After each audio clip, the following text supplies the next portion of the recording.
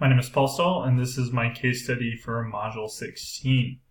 What we know about this case study is that it takes place at Slattery-Steno High School, which is in an affluent area and is a prestigious school. Many of the parents in this district are doctors, lawyers, or partners in investment firms. The key individuals that take place in this case study are Dr. Harvey Smith. He is the principal and has been for 9 years. Recently, he was recognized as the Principal of the Year by the State Secondary Principals Association. He is an established principal. He's respected by the parents in the community. He works diligently to hire highly qualified teachers. The second major player in this case study is Miss Robin Tate. She is a new teacher specializing in zoology, botany, and genetics. She has a lot of schooling experience. She received her undergraduate degree, a master's degree, and has completed a year of postgraduate work prior to entering the teaching profession. And she has a serious approach to her instruction and is focused on academics. There are many concerned students and parents.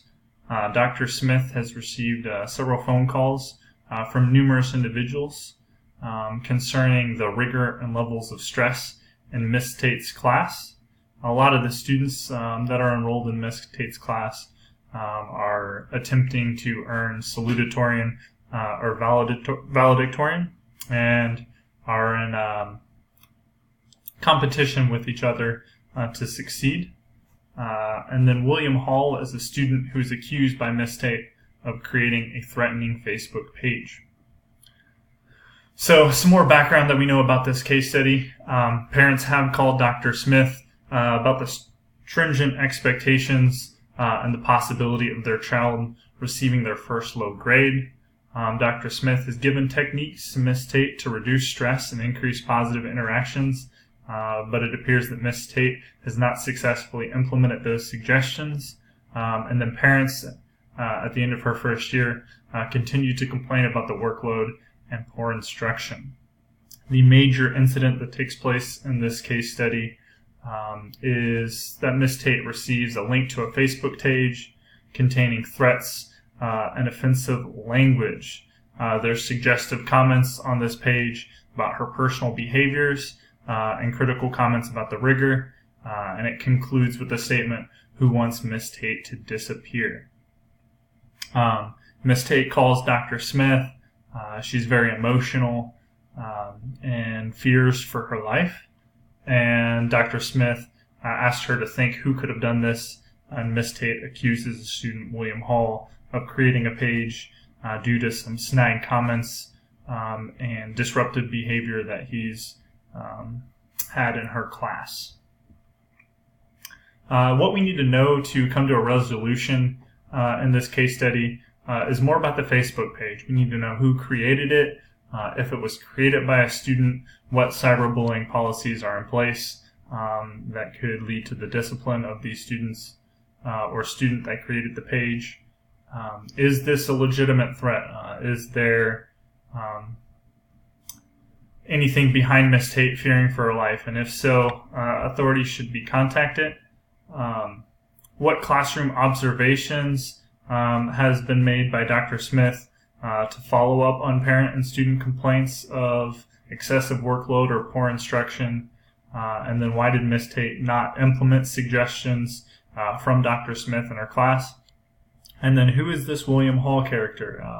Why is Miss Tate not documented or previously contacted Dr. Smith regarding William's disruptive behavior in her class? There are three primary issues that I see in this case study. The first is a threat made against Miss Tate. Either a parent or a student has participated in harassment and cyberbullying. There's definitely an issue of communication, particularly between Dr. Smith and Miss Tate. Regarding parent and student issues. A lot of the complaints were filed in the first year from the way that I read the case study, and it says that in November of the second year is when we see this Facebook incident occur. So Ms. Tate has failed to improve her classroom climate, leading to this event. And there's lack of documentation on Ms. Tate's side regarding prior incidents with the student William Hall. So she has accused him of creating this Facebook page. I think that administration should proceed to gather evidence before making any decision of guilt. The first plan of action is to address the internet use violation that occurred. I would work with the district IT department to investigate the source of the email on the Facebook page. So if the email was sent by a student account or the Facebook page created on the school network, they should be able to track that.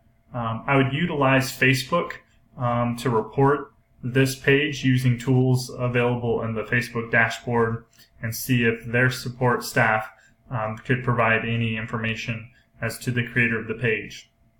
I would contact local authorities to document this threat that's made against Ms. Tate, at the very least just to get documentation on file.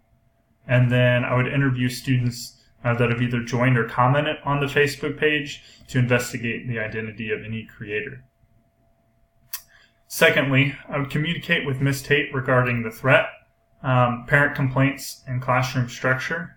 First and foremost, I would want to reassure Ms. Tate that all measures are being taken to identify the perpetrator of this event and to ensure her safety in general and in the school. I would inquire about her course design, rigor, and workload of her classes. If these are honors level weighted courses that would add to GPA, incentivizing students to take them to earn their valedictorian and salutatorian, it could be justified to have that rigor and workload. But if these are just general education classes, is she going above and beyond what would be expected of the courses that she's teaching? I would try and promote both staff and administrative classroom observations to gather data pertaining to instructional strategies. This would include some type of walkthrough form where both staff and administration could check for the teaching techniques and best strategies to observe.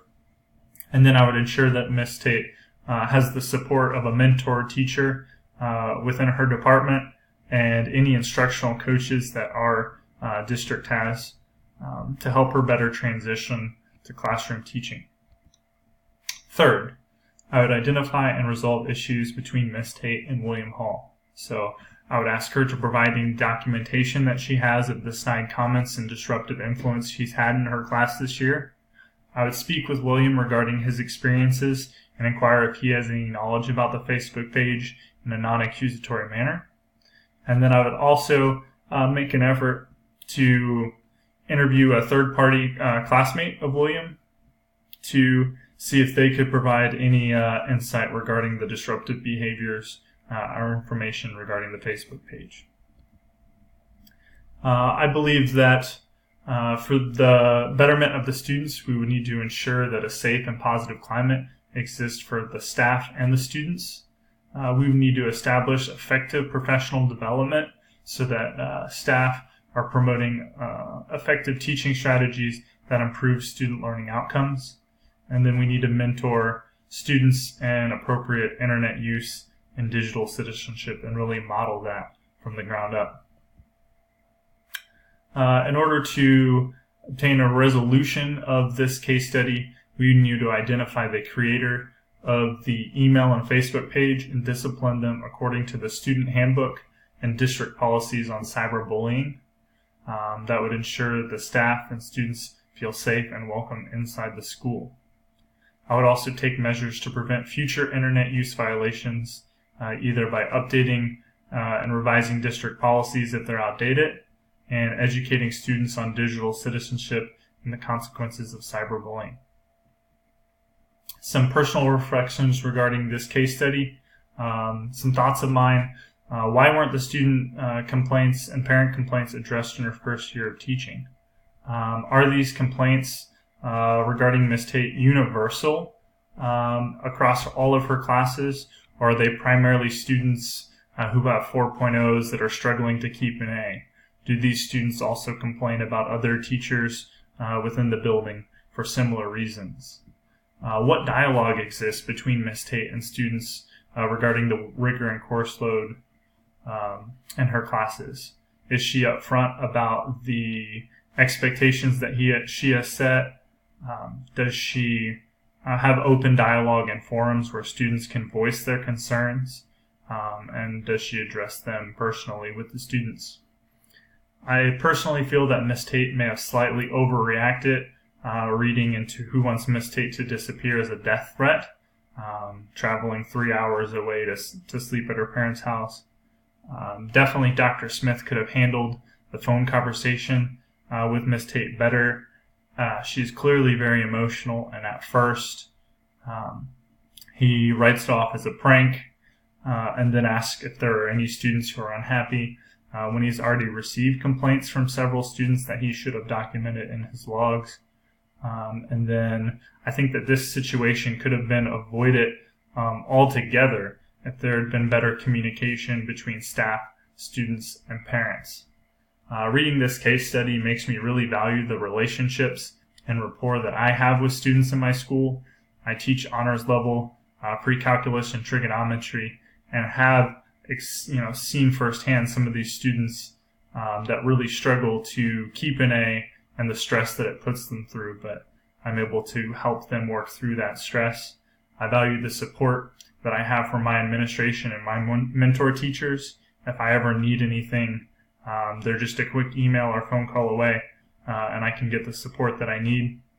And then third, really getting to the crux of this issue, I value the positive communication that I have with my parents. I send out weekly newsletters and ensure that they have a window into my classroom. So very proactive about any concerns that they may have. Some unresolved issues of this case study. Is the creator of the Facebook page even a student at the high school, or is it a parent that created this? That will definitely impact how this issue is resolved.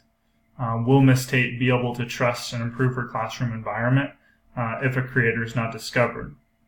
Why were there not better support structures in place to assist Ms. Tate with classroom management, course design, and communication? A school with the affluence of Slattery-Steno should be able to provide some type of mentor program or instructional coaches. The program standards, Standard 5, states that an education leader at the building level applies knowledge that promotes success of every student by acting with integrity, fairness, and in an ethical manner. I feel that I accomplished these by validating the concern that Ms. Tate had and taking the threat seriously. I completed a thorough investigation involving the district's technology staff, interview of students and local authorities, and I took measures to prevent similar events from happening by educating students and staff on digital citizenship and updating policies pertaining to internet violation and cyberbullying. For fairness, I did not accuse William Hall without due process. I followed up on student and parent concerns to promote a better learning environment in Ms. Tate's classroom. And then in the event that it was a student who created the Facebook page, I would refer to the board policies when applying discipline. And then lastly, I feel that I proceeded in an ethical manner by seeking a resolution by listening to all parties involved in the case and ensuring the safety and security of students and staff by implementing measures that would improve class and school climates. And then I gathered evidence from multiple sources while ensuring the confidentiality of all parties involved. So that is my case study for Module 16.